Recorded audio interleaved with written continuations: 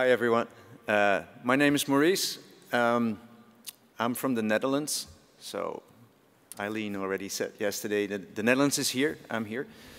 I live in Miami, though. I work for the consulate. Now, before I start with this beautiful panel, I do need to say, why is a Dutchman here? Because that might be weird.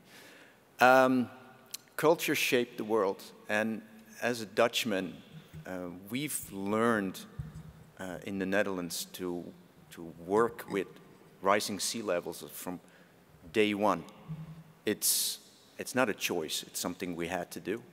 And it's interesting how we came up with very impressive innovations. But I just want to say that living below sea level makes you do things that otherwise you won't do. You see that in our DNA. We're a very innovative country. But it's, again, it's not by choice. It's a way to survive. And since culture shaped the world, I think that's something I want to give to you. Like, look into your own atmosphere and surrounding, and what can you learn from that, and what is in your DNA. And maybe for some countries, sustainability is a choice right now. For us, it's not. So I'll talk more about the Dutch later. I have a round table, so I welcome you there about the Dutch and sports and innovations. For now, I just wanted to quickly introduce you to my country, because why is he otherwise here? Anyway, let's take a little look around the globe. We have Australia in the house. We have FIFA that has 200 cultures in the house. Barcelona, also my favorite city. And the US represented Seattle with Karen.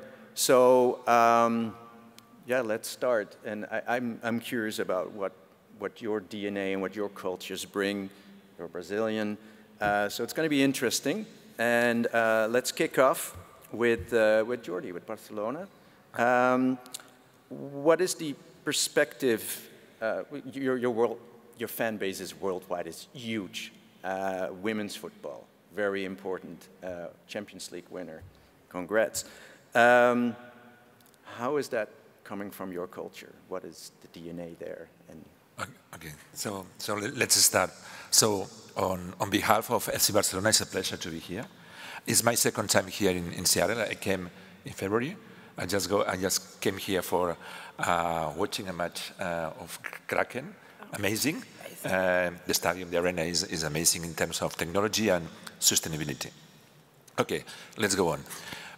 FC Barcelona is well known because probably it's the biggest sports club in the world, multi-sport club in the world.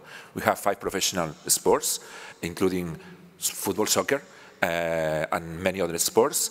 But I should say that the team that currently we are much more proud of is our women first team.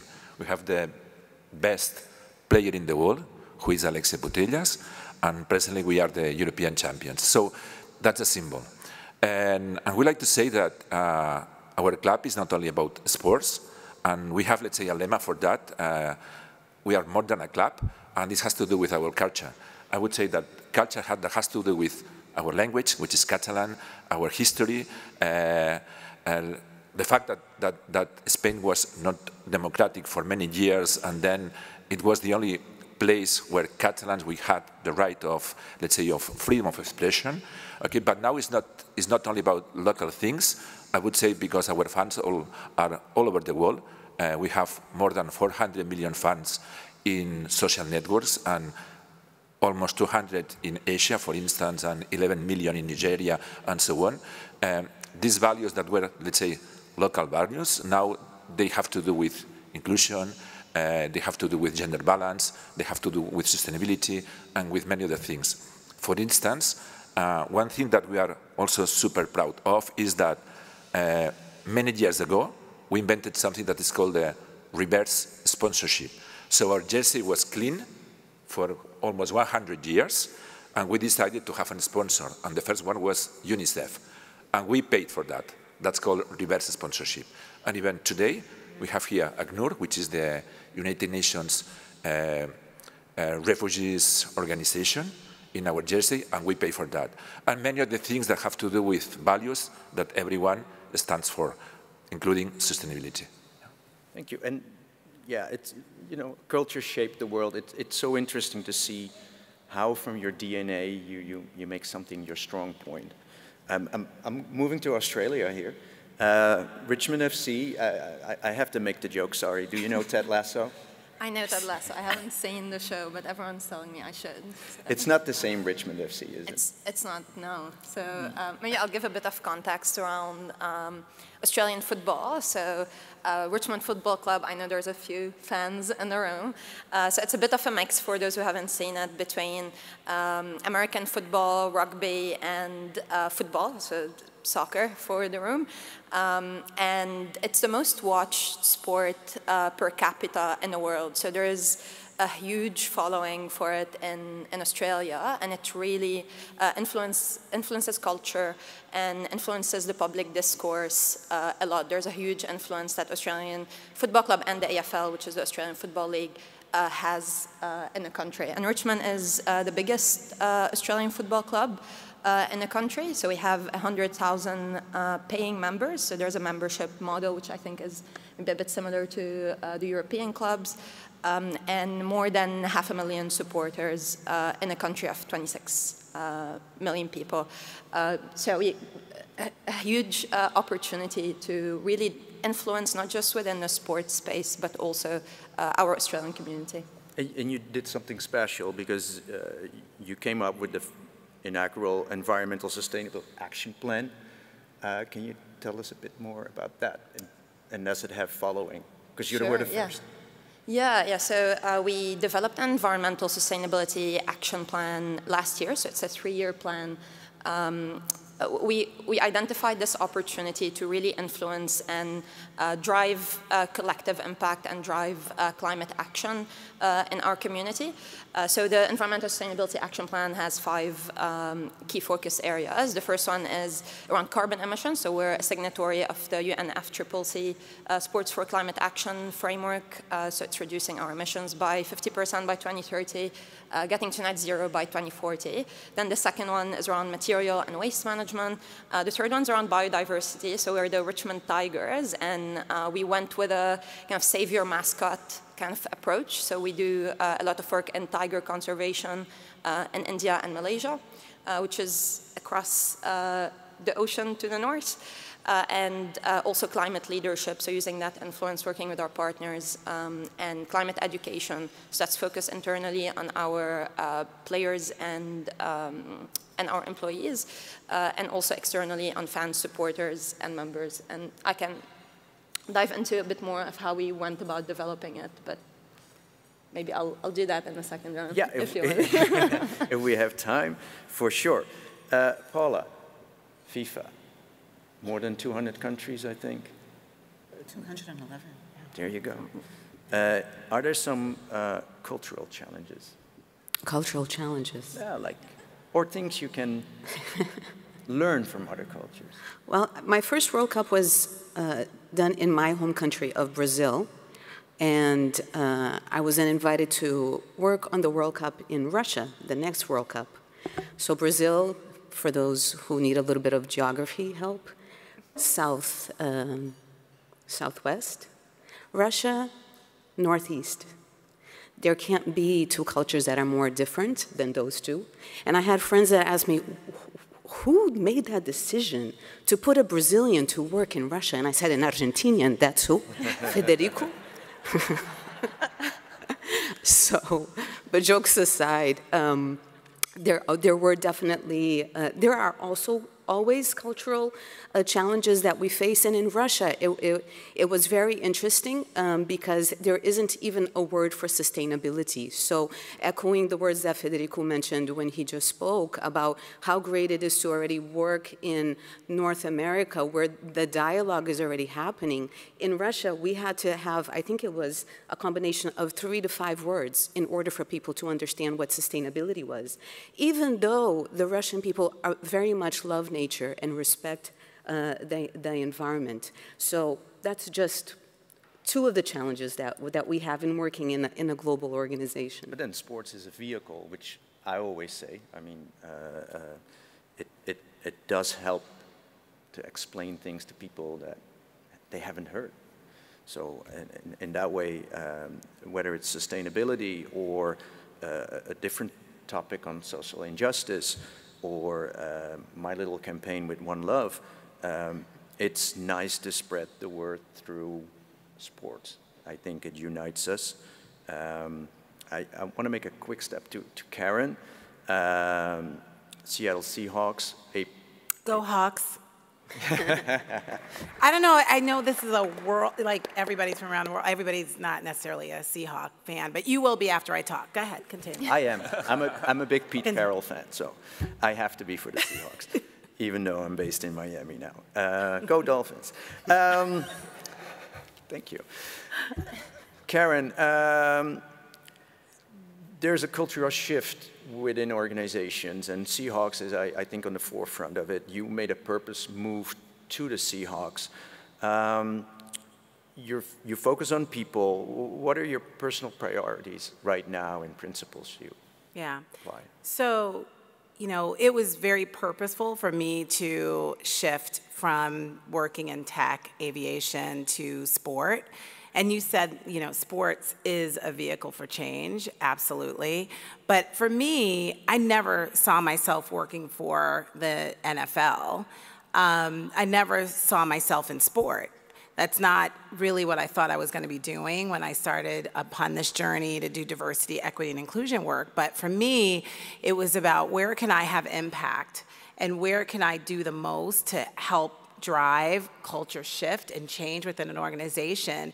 And to me, when I looked at the NFL 3 seasons ago, I thought, wow, this is a great platform for me. It's a great place for me to go in where it hasn't been done before and help to drive change. And so for me, even making that move, I had to see that it was possible. Because if I saw that it was just a checkbox, I wasn't making the move. I was happy where I was doing what I needed to do, but during that time, that was the death of George Floyd. That's when the world woke up and realized that we had injustices in the world, that we needed to pay attention. And so you know, in my work, we thrive in crisis. That's when we uplift. That's when we're needed most. But I've been doing this for 20 plus years. Crisis has always existed, but I purposely made decisions to do this work at certain places. And my shift to the NFL was during a time, I was the first vice president hired within the NFL, 32 teams, which is a huge responsibility, but I take that responsibility very, very heavily. How I show up is really important, but being that voice at the table is also important, because if I'm unable to have that voice, I'm unable to make change effectively. I think I can have a voice, but if you're not at the right table to do it, then things stay constant. I don't want constant. I want activity. I want movement. And the NFL has done a great job. I was the first, but now there's 14 of us across the league. Soon there will be one in every team, 32. So I'm really proud of that, and that's progress. But there's a lot of work to be done, and I'm here for it. So. Great, great. Yeah, I wanted to say, applaud. Go Hawks. Rita, I want to go back to you because we're going from pioneering on this side to pioneering on your side. Your plan, you can go into a little bit more detail, but also is it followed up? Are others joining? How is it received? Yeah, so I guess I'll go back to how we developed it initially.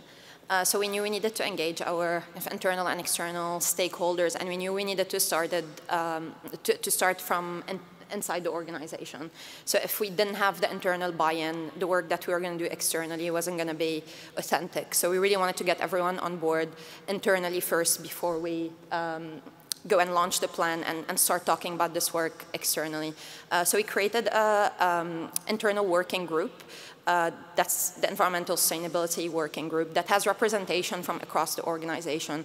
So we have people from membership, sponsorships, operations, and we have representation from senior management as well. So 2 executives are on that group. We meet once a month, and we wanted to have shared ownership over this work from the very beginning. So they were involved in developing the plan and determining the priorities and the actions that we wanted to implement over the next 3 years, and also gave us insights on different aspects of the business, because we wanted it to be an organization-wide approach and make sure everyone is on board with that. Then we went to our external stakeholders and consulted them, and we decided that this is going to be a public document for accountability and for transparency, and we wanted it to be a blueprint for other AFL clubs, but also for the sports industry in Australia. So the AFL, after we launched it, has appointed a head of sustainability and has started movement on this front. We hosted an industry roundtable, the first industry roundtable, talking about sustainability in the AFL industry. So we brought together different clubs. In our club, which doesn't happen very often, there's always a lot of competition, but we still, I guess, harness the competitive element of sport. But yeah, brought everyone together, brought the AFL partners, even local government, everyone who, academics, everyone who different actors who might create impact in this space. And people started becoming more and more interested and understanding the value and the opportunity that we have to drive change in sustainability as an AFL industry, but also as sports in general. Innovation is one of the things we share. There's more things that we have in common, of course. Jordi, you just said Barcelona today had a new thing with NFTs. Can you give a little glimpse of that? Yeah, NFTs is one of the, let's say, products of blockchain technologies. Probably you know the blockchain technologies are quite interesting in sustainability because they allow for instance, for traceability. This is appealing. But there is another thing about blockchain technologies that I think is especially appealing for sports brands, and it's the following, is that many sports brands, we have some difficulties in, let's say, approaching all those fans that they are far away, in this case, from Barcelona. We don't offer almost anything to them, and blockchain technologies allow to offer them digital products, digital services in a way that has not been done before. In particular, NFTs. Last July, 29th of July, we auctioned in Sotheby's, New York, an NFT of Johan Cruyff that was connected with our history from the Netherlands, and it was very appealing for us because it was like starting with a new technology. We like to be innovative, in this case, NFTs. And we auctioned this in Sotheby's, high reputation auction house. We announced this in the big screens of Times Square, and it was a super success. And with this, we created a new revenue stream for the club in terms of digital products. And this masterpiece number 1 was a collection of 10 masterpieces, one by one. We did Johan Cruyff. And the second, let's say, iconic player that we wanted to choose, and we chose, was Alexia Putellas. Alexia Putellas is the best women player in the world. We have this women first team that we are super proud of, that they are the European champions. And we wanted to send a couple of messages there, is that the club is committed with technology, innovation, but also with gender balance. So we started with Johan Cruyff, a symbol for us, with Alexia Putellas, a symbol for us, and many of the players, and probably many other sports will come until finishing with this collection. But this is a collection. There are many other collections that could be used to do things for good.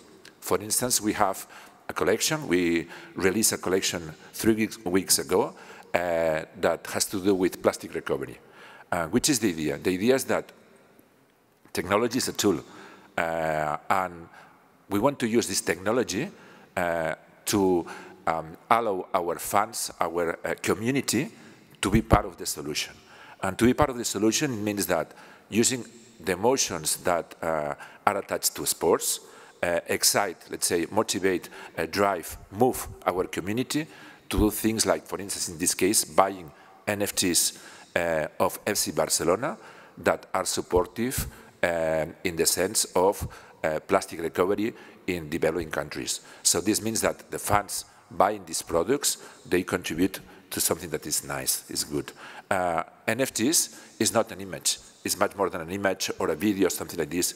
It's an emotional narrative, and then something that should be cool from the point of view of, let's say, artistic drivers, but then utilities, experiences, accesses.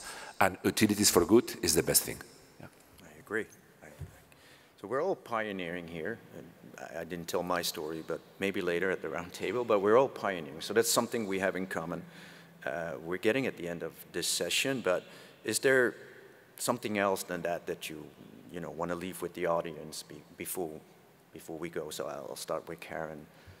I mean, I think, the world is watching sport. Like, it's an area, to me, that's the common thread that connects us. You said that, the unity of all of us, it's sport. Everyone's watching it, and the platform that we have to send messages. People are looking at either the athletes, like you mentioned, with them wearing, the attire, like the patch and all of that. That's showing that you stand behind a cause. So it's really important for us to leverage that platform every chance we get when we want to send a message, and to leverage, whether it's the players, whether it's signage, whether it's doing, people want to see that you care about it. And it's not just enough to put a patch on a uniform. It really is more, it's not enough to just make a statement. It's the action behind that statement. It's showing up when you need to show up. And it's standing behind the messages that you're putting out. So I just think the power of sport and the opportunity for us to come together on something really important, whatever that is, it's such power. And people, and the younger generations coming in, Gen Zs, they're gonna demand it, so we might as well do it. We need to do it anyway, but we have to do it because it's the way the world is changing and going. So I just think it's important to focus on how we show up and what steps we do to follow it with action and impact and intention. I agree. Paula, you got something to add? Yeah, a lot of you here in the room host global events already, but now just speaking from the FIFA World Cup and coming to town in 3 years, actually a little bit less than 3 years, into a lot of your communities, your cities, and even those cities where that will not be hosting any of the FIFA World Cup matches, you will be receiving a global audience, and then just kind of getting the hook of the globality aspect of the panel. It's also, how do you communicate to a global audience?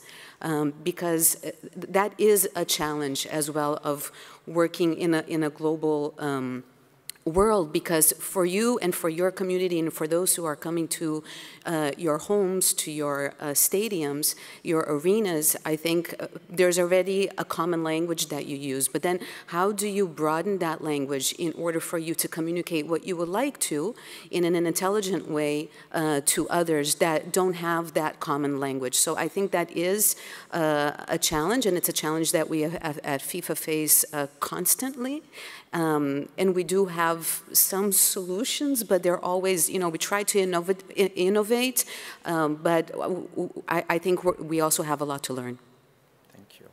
Rita, we got 40 seconds left. Yeah, just in the spirit of this panel, I guess, sometimes we get stuck in our own ways, so I just encourage everyone to learn from different, not just teams or sports, but also different industries. That cross-industry, cross-sectoral learning and knowledge exchange can be very impactful, but also you're the ones who know your business and your contacts the most, so make sure you listen to your internal stakeholders, external stakeholders to understand your unique challenges, but most importantly, your unique opportunities that you have. So kind of finding that balance and bringing those two together, I think, can be extremely impactful for what we're doing. Thank you. And thank you, everyone. This was our session for today. Thank you.